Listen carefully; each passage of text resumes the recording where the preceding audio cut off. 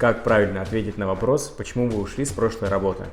Или по-другому, почему вы ищете новую работу?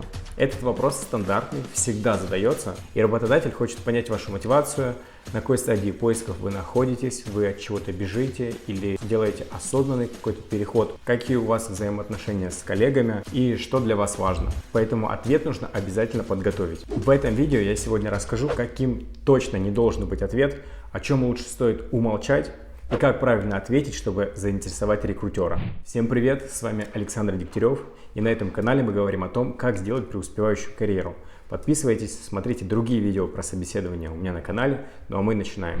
Давайте сперва обсудим, что точно не стоит говорить. И самое важное, о чем следует понимать, это не стоит говорить плохо о вашем прошлом работодателе. Вы говорите либо хорошо, либо ничего.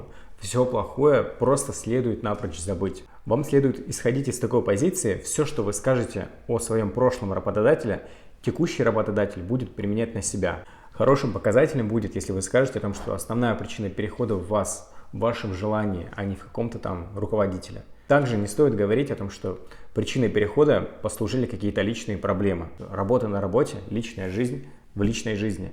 Если не получается как-то совмещать это, то это проблема.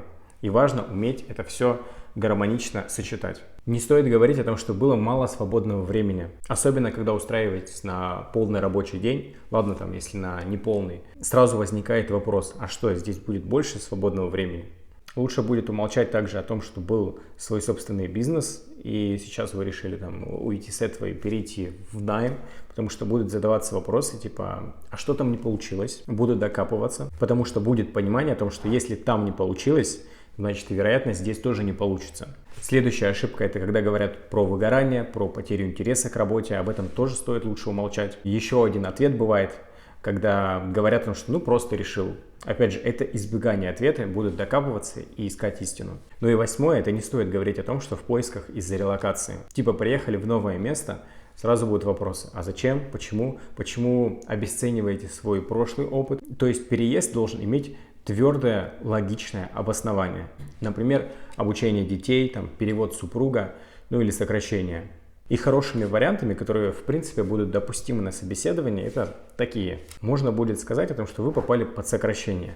А еще лучше то, что вы попали под массовое сокращение. Или то, что руководитель, например, ушел. Следующее. Допустимый вариант перехода там, или ухода с прошлой работы является зарплата.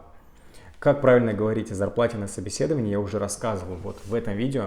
В подсказке можете посмотреть, где я подробно рассказал там о всех этапах переговоров. Далее, следующий хороший вариант, который тоже допустим, является очень хорошим, это сказать о том, что вот на прошлой работе вы достигли максимума, и сейчас хотите просто идти вперед, находить новые проекты, расти по карьерной лестнице, если вот на прошлой работе вам этого предложить не могут. Четвертое – это когда вы исходите из позиции, когда вам предлагают более хорошие условия. Вы специально сможете изучить компанию заранее, посмотреть, какие у нее есть преимущества, сравнить ее с предыдущей и все это объяснить рекрутеру. Далее, возможен такой вариант, что если долго ищете работу, то возникнет вопрос, собственно, почему долго ищете, в чем причина? У них будет возникать вопрос, значит, с ним что-то не так. И тут можно сказать о том, что вы, например, занимались каким-то предпринимательством, занимались какими-то курсами, занимались каким-то обучением, преподавали что-то. И причина в том, что например, там был слишком малый заработок, и сейчас вы хотите большего. Ну и что-то более стабильного, например. Вот если подытожить, то все причины, которые я выше назвал, они являются логичными, поэтому ваш ответ должен быть логичным. Даже если все то, что я вам сейчас рассказал, вы понимаете, то, что под вас не подходит, вы прям так сможете сказать, что вас действительно уволили. Вы сможете сказать, какой опыт из этой ситуации получили, как будете поступать в дальнейшем, и перевести диалог в почему вам интересна данная вакансия, почему вы под нее подходите. Всем спасибо за просмотр. Пишите в комментариях, что для вас было полезным, ставьте лайки. Посмотрите обязательно другие видео про собеседование у меня на канале. Ну а для тех, кто хочет идти дальше, есть ссылка в описании, где вы сможете узнать, как я смогу вам помочь получить желаемую работу.